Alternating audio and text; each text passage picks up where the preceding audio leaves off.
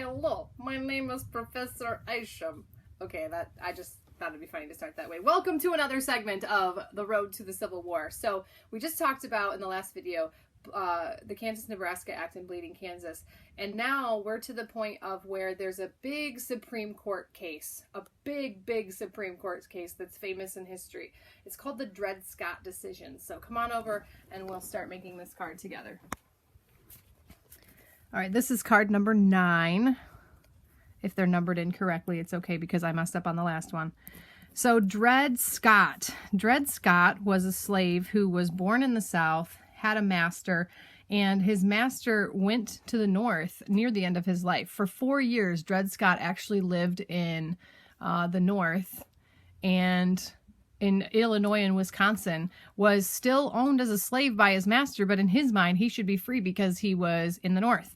So Dred Scott, once his owner died, he sued for his freedom.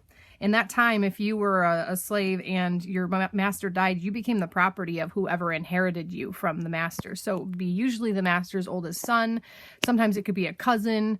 Sometimes it was the wife who inherited the person in a case where they lived in a state where women could own property. So Dred Scott, this happened in 1857, so just 3 years before the Civil War is going to start. Here's what happened. Dred Scott sued for his freedom for 11 years, and eventually, through many appeals, he went all the way to the Supreme Court. And this case was between him and somebody named Sanford, probably a lawyer from the other side. So I'm going to put versus Sandford. It's got a D in it, unlike Mrs. Sanford. So Dred Scott sued for his freedom. It went all the way to the Supreme Court, so it has one of those famous Supreme Court names, Dred Scott versus Sanford. Now, I'm going to tell you what happened on the other side while I talk about how the North felt about this. So first, let's go ahead and recap what we just said on the front side. Dred Scott was a slave who sued for his freedom. He said, hey, I lived in free states with my master, so therefore I should be free. Wrong word. Okay, had lived in free states for 4 years. So the Supreme Court made a ruling on this, and what made this so incredibly controversial is the Supreme Court didn't just decide whether or not he should be free. The Supreme Court also said something else. So I'm going to change colors here and write what the Supreme Court decision was. First, the Supreme Court decided, they must have had quite a few people on that court who were pro-slavery, because they decided that Dred Scott could not sue for his freedom because he was property. So slaves cannot sue because they're property. Now, that decision obviously probably disappointed Dred Scott, and it angered people from the North, saying that slaves are property, they're not people, therefore they can't go to court. So that's the first thing that they said. But the second thing they said, I'm going to write in red, because up until now, it's kind of like all these events keep happening that are just, there's like a fire going, a fire between the North and the South. They're not agreeing with each other, and all these events are pouring gasoline on a fire that's igniting. And so Bleeding, Kansas was already bad enough. This happens now, where the Supreme Court says not only can slaves not sue because they're property, but Congress doesn't have the right to ban slavery anywhere. I'm going to say that again. Congress doesn't have the right to ban slavery in any territory. So basically, they just said the Supreme Court, that can basically undo decisions made by Congress by one decision, they said, you know what? Congress doesn't have the right to ban slavery in any territory in this country. Any place that's not yet a state, where it's not already decided by the state, Congress can't tell that territory what to do. They should be able to just get to decide it on their own. So this was a major pro-slavery decision. I'm just going to write this on the side. Major pro-slavery decision. And this poured more gasoline on the fire. And I want to show you how the North felt about it. This is a screen I show in class.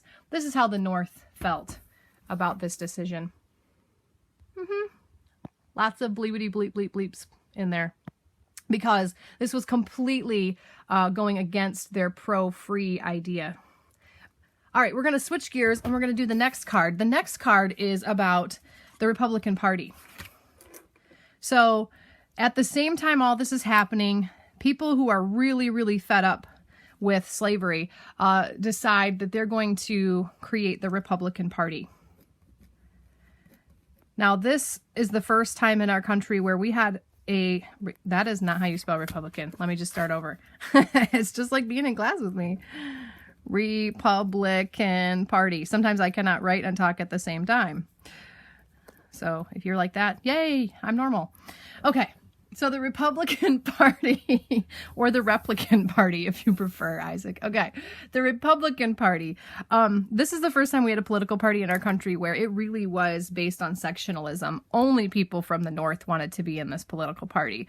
We'll talk about why in a second. I'm just going to draw a big tree here because one of the places that claims to be the birthplace of the Republican Party is very near and dear to us, Jackson, Michigan.